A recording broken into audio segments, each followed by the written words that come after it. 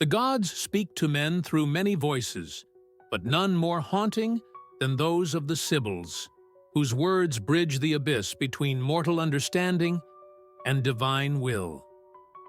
Marcus Terentius Varro, Roman scholar of the 1st century before Common Era.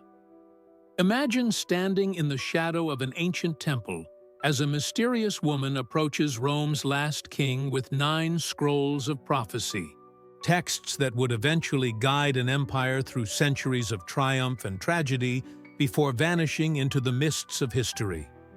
What power did these enigmatic writings hold, and why were they ultimately consigned to flames?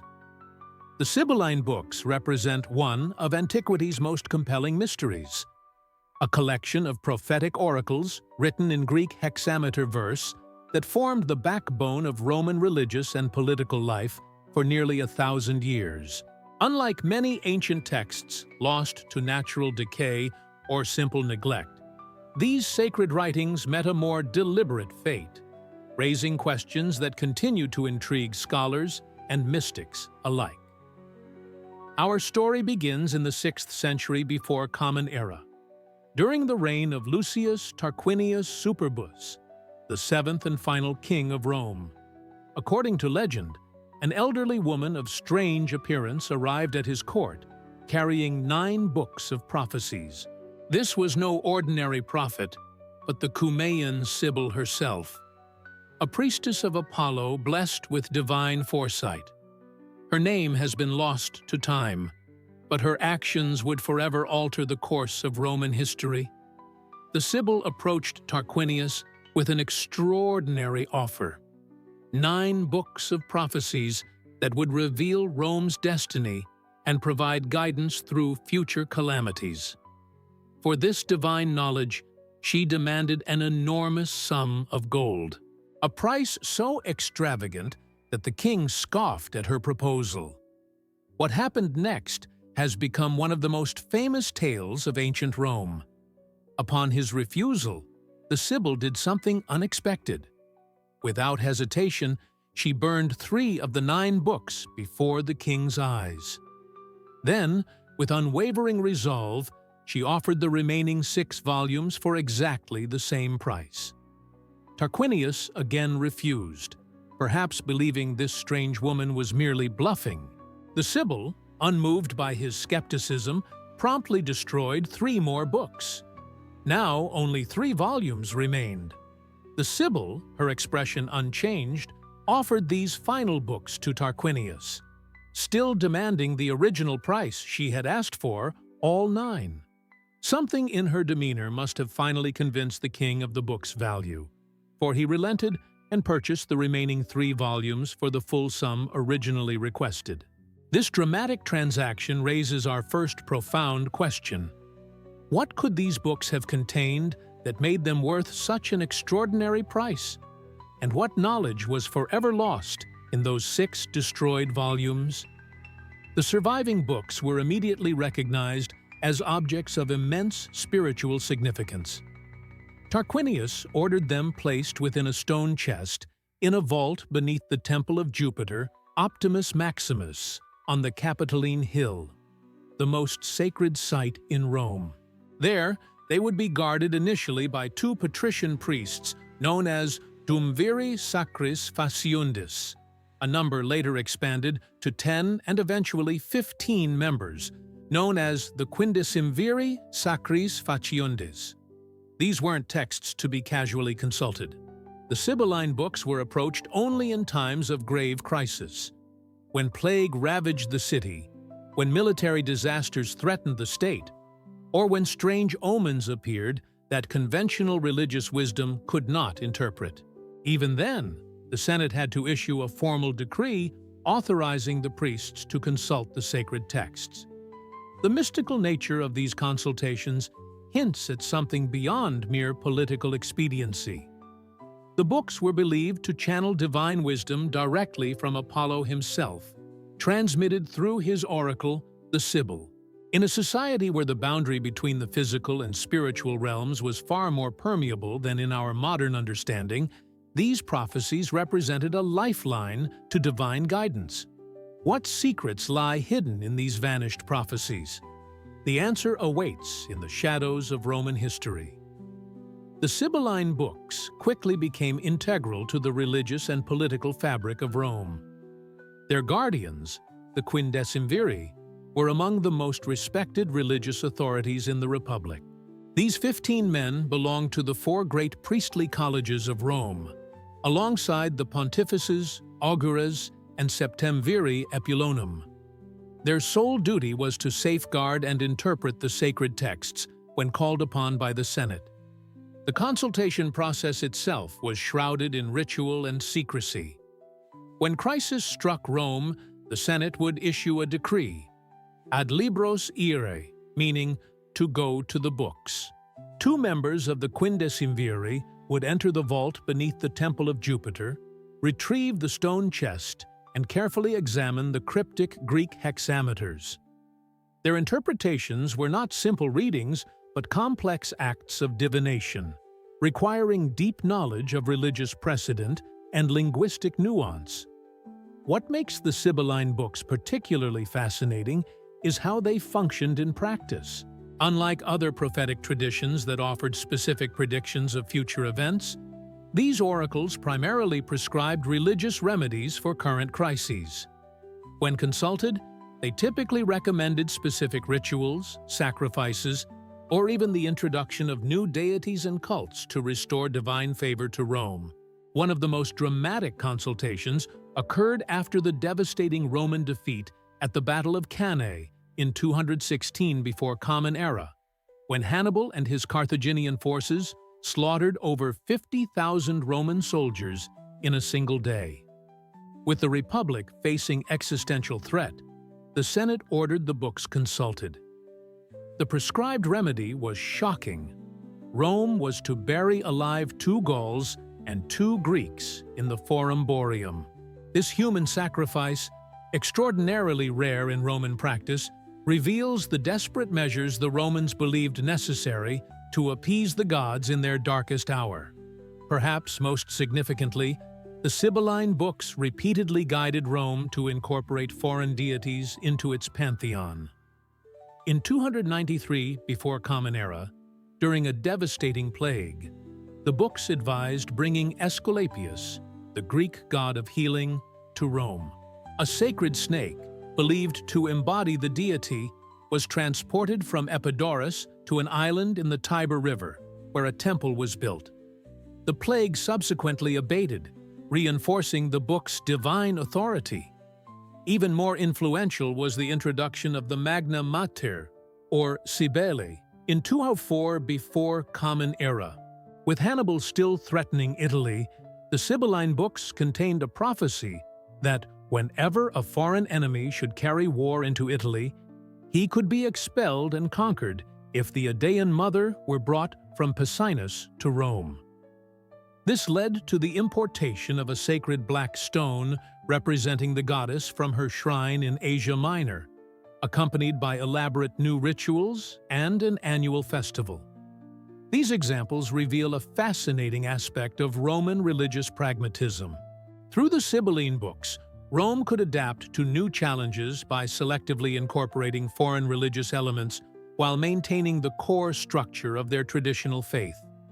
This religious flexibility became a powerful tool of cultural assimilation as Rome expanded across the Mediterranean world. Yet questions linger about the true nature of these texts. Were they genuinely prophetic works dating from the time of Tarquinius? Or were they living documents, periodically updated or reinterpreted to address contemporary concerns? Some scholars suggest the books contained deliberately vague oracles that could be flexibly interpreted as needed, similar to the famous ambiguous prophecies of Delphi. The political dimension cannot be ignored. Those who controlled the interpretation of the Sibylline books wielded tremendous influence. During the tumultuous final century of the Republic, accusations emerged of the books being manipulated for political advantage. Julius Caesar himself sought appointment to the Quindecimviri, recognizing the political value of controlling divine prophecy. But the book's first great catastrophe was approaching. In 83 before Common Era, fire engulfed the Temple of Jupiter on the Capitoline Hill. The flames consumed the sacred texts that had guided Rome for over 4 centuries. What divine warnings, what ancient wisdom, what secret knowledge perished in that conflagration? We can only speculate. The loss was considered so severe that the Senate dispatched envoys throughout the Mediterranean world to collect authentic Sibylline oracles to create a replacement collection. From Erythrae, Samos, Ilium, and other sites associated with Sibyls, the Romans gathered what prophecies they could find. A new collection was compiled and placed in the rebuilt temple. But doubts persisted about whether these reconstructed texts carried the same divine authority as the originals. What mysteries might have been lost in that first destruction? And what new elements entered the Roman religious consciousness with the reconstructed texts? The Sibylline books transcended mere religious artifacts to become powerful instruments of state policy and social control. Their influence extended far beyond the temple precincts into the very heart of Roman governance and cultural identity. To understand their true significance, we must examine how these prophecies shaped Roman society across the centuries. One of the most remarkable aspects of the Sibylline tradition was its adaptability. As Rome evolved from kingdom to republic to empire, the books remained relevant by providing divine sanction for necessary changes in religious and political practice. During periods of intense social stress, the books often prescribed elaborate public ceremonies called lectisternia, where images of the gods were placed on couches and symbolically served meals. These community rituals reinforced social bonds during times of crisis and redirected public anxiety toward constructive religious expression. The books also played a crucial role in managing Rome's relationship with the supernatural world. Romans viewed prodigia, or unnatural occurrences, as signs of divine displeasure requiring immediate attention.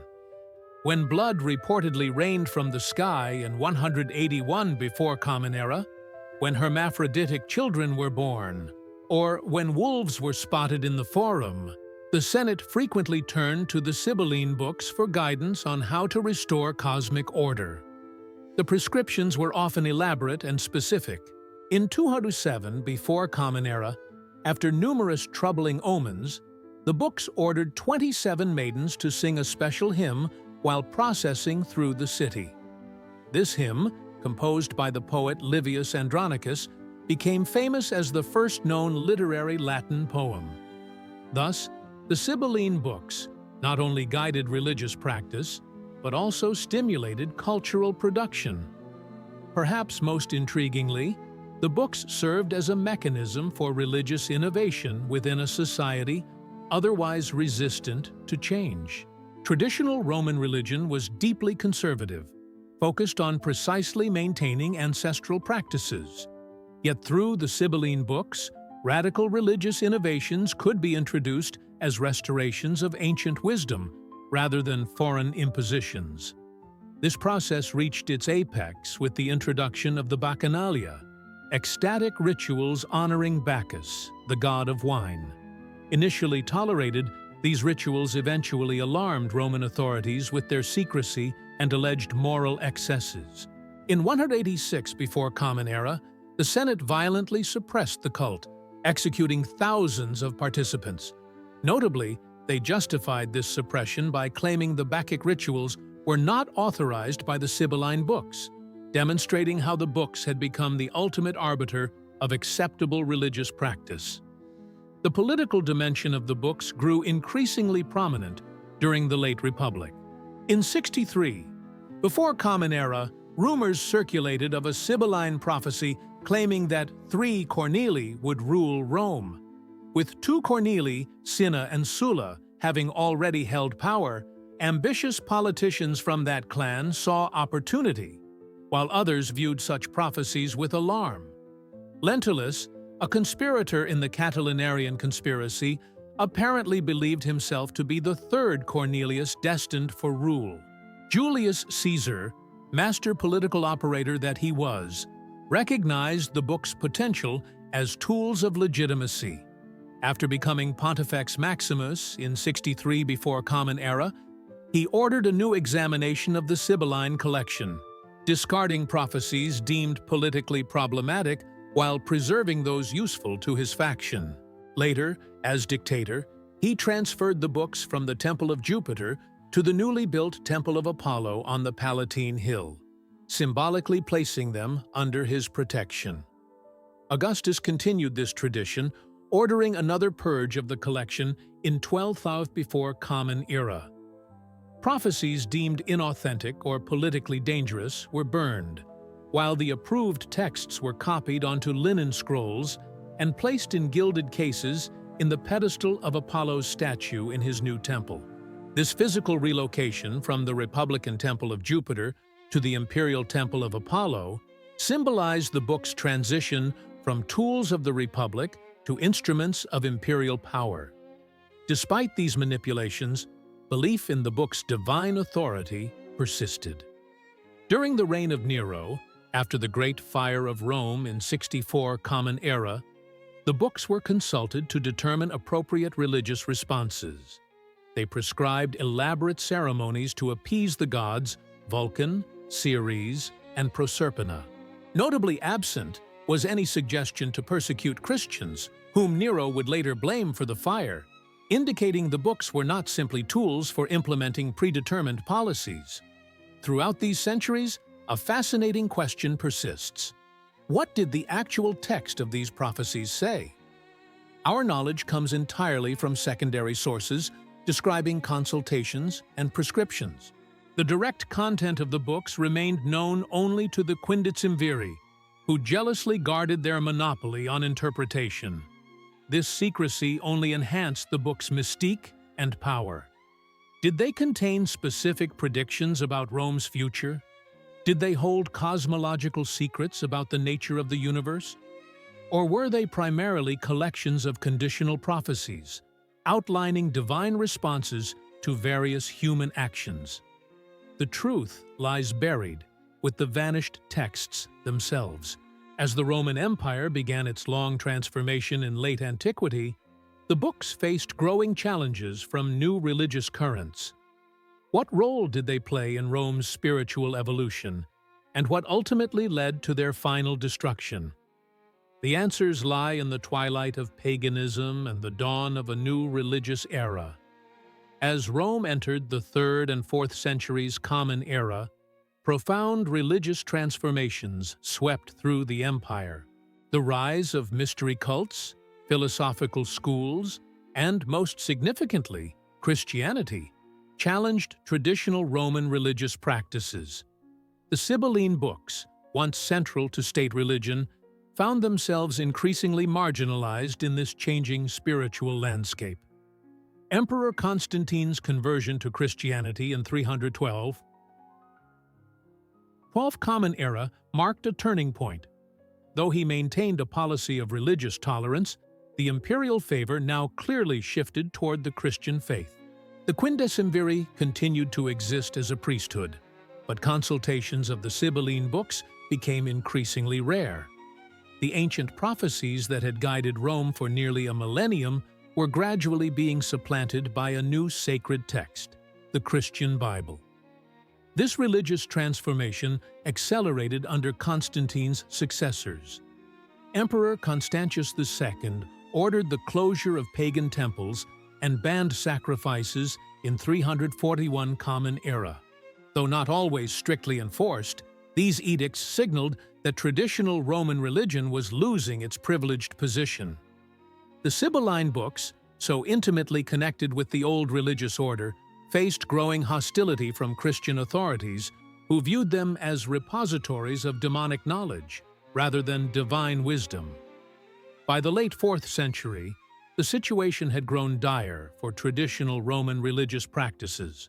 Emperor Theodosius III issued a series of edicts between 381 and 392 Common Era, that effectively outlawed pagan worship throughout the empire. Temples were closed, priesthoods disbanded, and religious festivals suppressed. The Quindecimviri, once among the most prestigious religious officials in Rome, found their authority dramatically diminished. Yet remarkably, the Sibylline books themselves survived this initial wave of religious suppression. They remained housed in their sanctuary, increasingly consulted in secret rather than as part of official state religion. Their continued existence represented a potential rallying point for those who hoped for a revival of traditional practices. This period coincided with growing anxiety about the future of Rome itself. The empire faced mounting external pressures from Gothic, Punic, and Persian forces, along with internal political instability.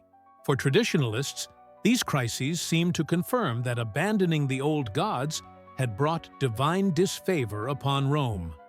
Rumors circulated that the Sibylline books contained prophecies about this very situation, predicting disaster if the ancient rites were neglected. One particularly persistent legend involved a prophecy allegedly found in the books concerning the duration of Rome itself. According to this tradition, Romulus had witnessed 12 vultures when founding the city, which the Sibylline books interpreted to mean Rome would endure for 12 centuries. With Rome founded traditionally in 753 before Common Era, the 12th century would conclude around 447 Common Era, a date approaching uncomfortably close for Romans of the late 4th century. It was against this background of religious tension and apocalyptic anxiety that the final chapter in the story of the Sibylline books unfolded. In approximately 405 Common Era, Flavius Stilicho, the half-Vandal general who effectively controlled the Western Roman Empire as regent for Emperor Honorius, ordered the books to be burned. The contemporary Christian poet Rutilius Claudius Nematianus bitterly condemned this act. Nor let us pass in silence the crime of burning the Sibylline prophecies, which foretold the disasters that would befall our ancestors.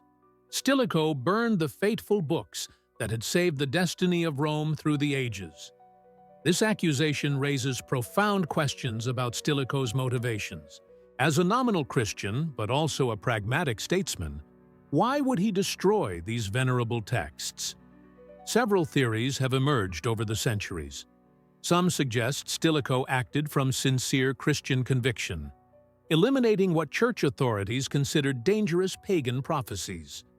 Others propose a more political motivation, arguing that Stilicho destroyed prophecies that might have undermined his authority or predicted his downfall. A third theory suggests he sought to eliminate prophecies about Rome's predestined duration to prevent them from demoralizing the population during a period of crisis. The most intriguing possibility connects to events that would unfold just 5 years later. In 410 Common Era, Rome was sacked by Alaric and his Visigothic forces, the first time the Eternal City had fallen to an enemy in 800 years. Could the Sibylline books have contained prophecies about this impending disaster? Did Stilicho destroy them to prevent panic? Or perhaps because they implicated him in some way? We will never know with certainty. What we do know is that with Stilicho's action, the authentic Sibylline books vanished forever from history. The prophecies that had guided Rome from its earliest days as a kingdom through the glory of the Republic and the majesty of the Empire were reduced to ashes, their secrets lost to time. Yet the story of the Sibylline prophecies does not end with this destruction. New collections of oracles attributed to various Sibyls continued to circulate throughout the medieval period and into the Renaissance. Most famous among these were the Judeo-Christian Sibylline oracles, which blended traditional Sibylline prophecy with Jewish and Christian apocalyptic traditions.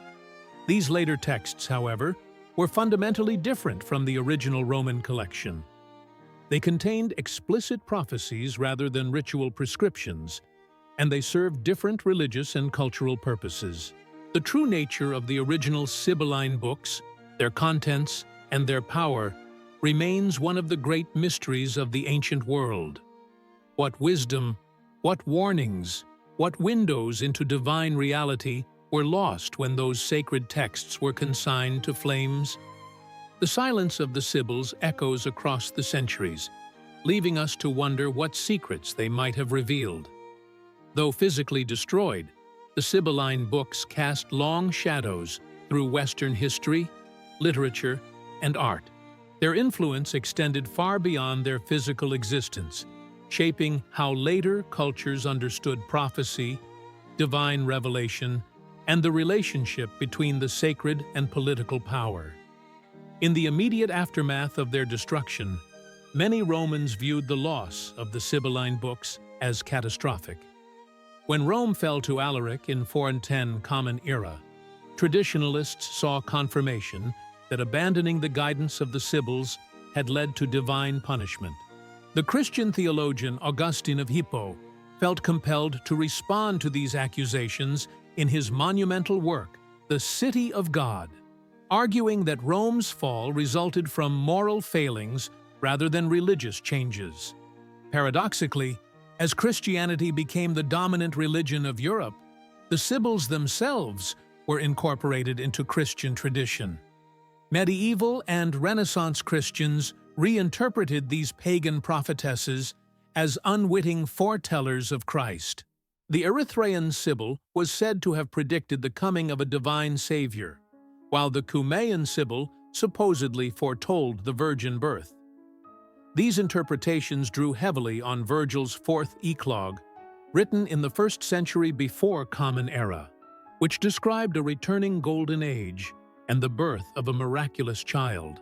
This Christian appropriation reached its artistic apex in Michelangelo's Sistine Chapel ceiling, where 5 Sibyls appear alongside Old Testament prophets, given equal dignity as foretellers of Christian truth. The Cumaean, Delphic, Erythraean, Persian, and Libyan Sibyls gazed down from the Vatican itself, their pagan origins transformed into a prefiguration of Christian revelation. Similarly, in the floor of Siena Cathedral, 10 Sibyls are depicted as having prophesied various aspects of Christ's life. The literary impact of the Sibylline tradition proved equally enduring. Virgil's portrayal of the Cumaean Sibyl guiding Aeneas to the underworld in the Aeneid became one of the most influential literary scenes in Western culture. When Dante needed a guide for his journey through hell and purgatory in the Divine Comedy, he chose Virgil himself, creating a chain of literary succession that traced back to the Sibylline tradition. The Renaissance brought renewed interest in the historical Sibylline books. Humanist scholars combed ancient sources for mentions of their contents and consultations. The lost books became symbols of ancient wisdom tragically destroyed, part of the broader Renaissance narrative of recovering classical knowledge.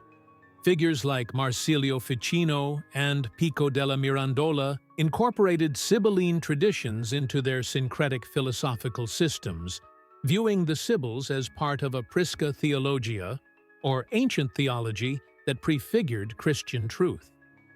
This fascination extended into the esoteric traditions of Europe. Alchemical and Hermetic texts frequently reference the Sibylline books as containing secret knowledge about nature's transformation. The legendary destruction of the books made them perfect vessels for projecting esoteric wisdom, precisely because their actual contents could no longer be verified. The political dimension of the Sibylline tradition also found new expression in early modern Europe.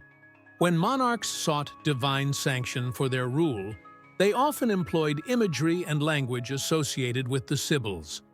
Queen Elizabeth I of England was portrayed as a Sibyl-like figure, possessing both political authority and prophetic insight. The French monarchy similarly employed Sibylline imagery in court spectacles and royal propaganda.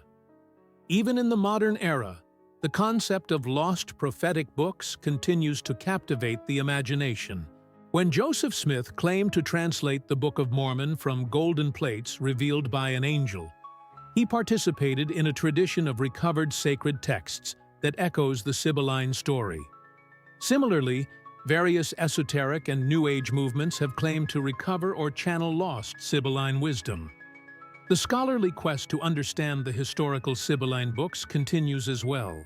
Archaeologists have excavated the sites associated with various Sibyls, particularly the cave of the Cumaean Sibyl near Naples. Historians analyze every ancient reference to the books, attempting to reconstruct their content and function. Classicists debate their literary form and relationship to Greek oracular traditions. What makes the Sibylline books so enduringly fascinating is precisely their absence. Like other famous lost works, such as the burned books of the Library of Alexandria or the missing dialogues of Aristotle, they create a space for speculation and imagination. What wisdom might they have contained? What secrets of history, cosmology, or human nature might they have revealed? Their destruction raises profound questions about cultural memory and loss. Throughout history, sacred texts have been targeted for destruction by those seeking to eradicate competing worldviews. From the burning of Mayan codices by Spanish conquistadors to the destruction of Buddhist texts in China during the Cultural Revolution, the deliberate eradication of sacred knowledge represents a particular kind of violence against cultural heritage. The Sibylline books stand as perhaps the most famous example of such loss in the Western tradition. Their absence continues to speak across the centuries, reminding us of the fragility of knowledge and the enduring human quest for divine guidance. But perhaps the most intriguing question remains: were all the prophecies truly lost?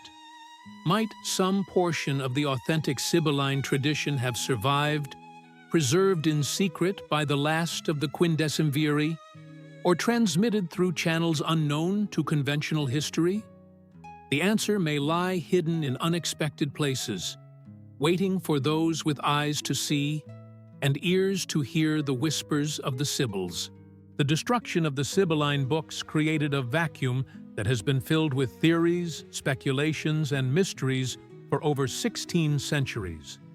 In this final exploration, we venture into the realm where historical fact meets mystical possibility, examining the most compelling questions surrounding these vanished prophecies. Perhaps the most tantalizing mystery concerns potential survivals. Despite Stilicho's order to burn the books around 405 Common Era, could copies or fragments have escaped destruction?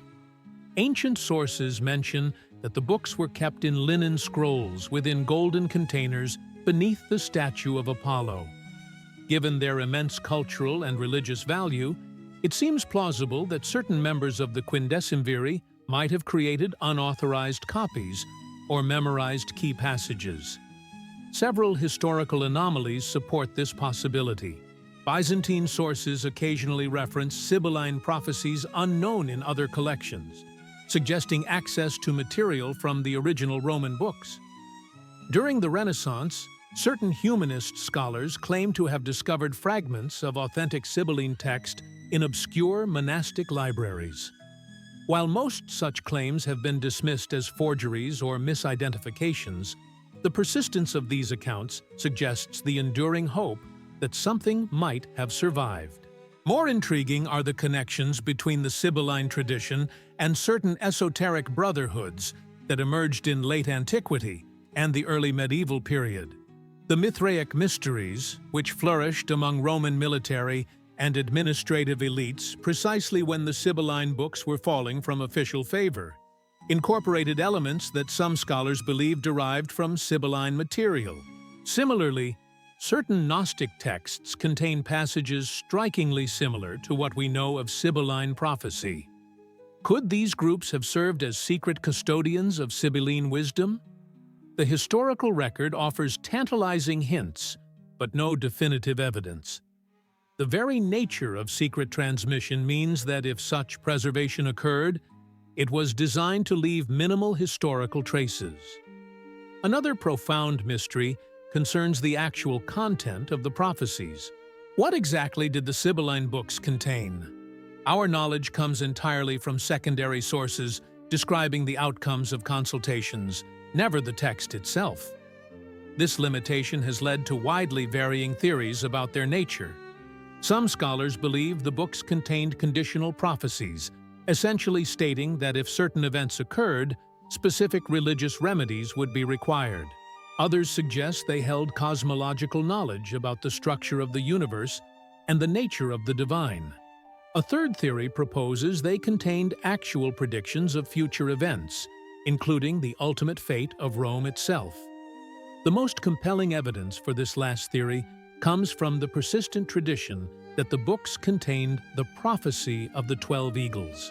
Cite, according to legend, when Romulus founded Rome, he observed 12 eagles in flight, which was interpreted to mean Rome would endure for 12 centuries.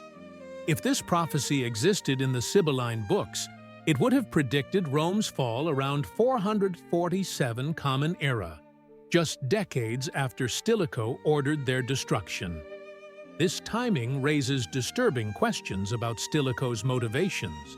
Did he destroy the books specifically to suppress this prophecy during a period when Rome faced unprecedented threats? As a general responsible for defending the empire, would he have seen such a prophecy as dangerously demoralizing to the population and the military? The linguistic aspect presents another fascinating puzzle.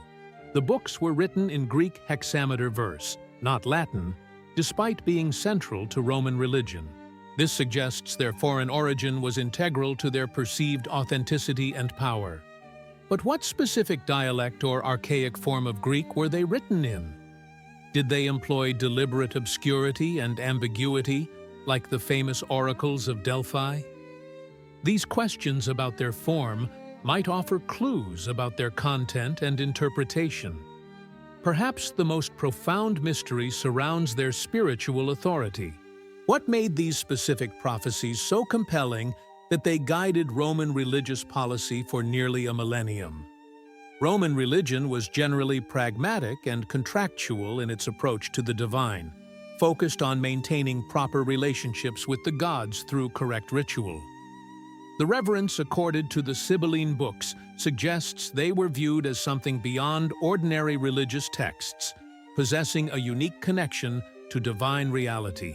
This exceptional status has led some scholars to connect the Sibylline tradition with broader patterns of ancient Mediterranean prophecy.